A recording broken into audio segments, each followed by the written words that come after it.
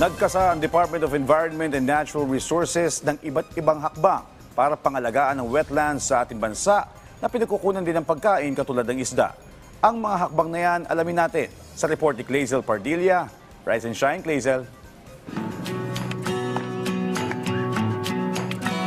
Ito ang 34 na ektaryang Balanga Wetland and Nature Park sa probinsya ng Bataan. Tinawag itong wetland dahil permanente o madalas lubog sa tubig ang lugar. Pangingisda ang pangunahing hanap buhay ng mga nakatira rito, tulad ni Mang Benji.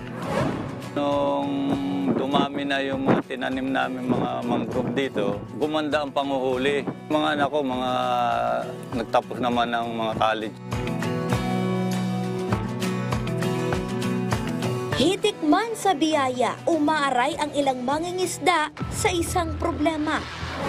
Yung hangin, amihan, galing sa east, sa silangan, talagang puro basura. Maraming basura. Natatapalan ng basura yung mga butas ng lambat. Kaya nangyayari sa halip na yung maraming butas, isda yung masusuot, basura yung nagiging sabit. Labis na polusyon, pagtatayo ng mga infrastruktura at climate change ang ilan sa mga dahilan ng pagkasira ng mga wetland gaya ng Bakawan sa Pilipinas, na mula 400,000 hanggang kalahating milyong ektarya noon ay lumiit na sa 250,000 hectares. Ikinababahala ito ng Wetlands International. Ang wetland kasi ay spawning ground o itlugan ng mga isda. Nature's kidney rin na humihigop ng carbon dioxide at panangga sa mga daluyo. Kaya ang pang-aabuso sa wetland ay hindi lamang banta sa food security, kundi nagpapalala sa El Nino at iba pang kalamidad. Yung climate variability na tinatawag nating El Nino, nagiging more intense yan dahil wala na yung mga dating mga ekosistema katulad ng wetlands na tumutulong sa atin para i-sequester yung carbon. Yung mga seedlings at kahit yung nursery na in-establish namin, natabunan na ng mga basura. Para abatan ang pagkasira ng mga wetlands sa ating bansa, ngayong World Wetlands Month, nagsagawa ng seminar sa pangangalaga ng wetland. Umarangkadang isang clean-up drive, ikinasa ang isang educational tour, ibinida ang namumutiktik na ganda ng mga bakawan at ipinakita ang malawak na mudflat na puno ng migratory birds.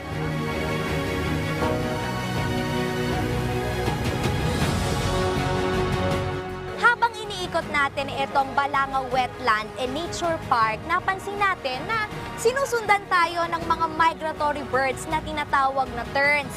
Ang paliwanag dyan dahil gumagamit yung ating bangka ng propeller, nabubulabog yung mga isda sa dagat na nadedetect at sinusundan itong mga migratory birds na gusto nilang kainin. Ang ganitong atraksyon ang nagpapayabog sa turismo ng Balanga at nagpapasigla sa sektor ng agrikultura at pangingisda. A week po, umaano po kami, nagre-remit po kami sa Treasurer's Office po ng 15,000 a week. Meron po kaming beach forest.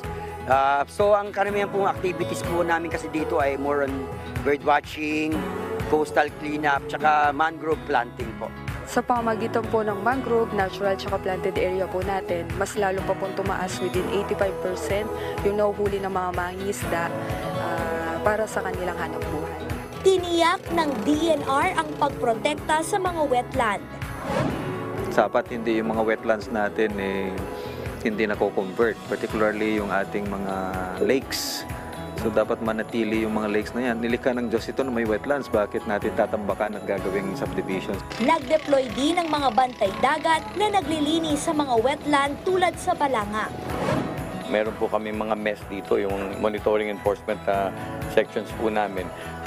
Hindi lang po siguro ang DNR, pati po yung City of Balanga na rin mismo. 24 oras kami nakatutok po dyan. Pero ang tagumpay ng rehabilitasyon at pangangalaga sa mga wetland, hindi lamang nakasalalay sa pamahalaan, kundi pati sa taong bayan.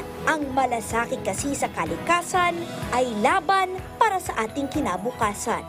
Clazel Pardilla para sa Pambansang TV sa Bagong Pilipinas.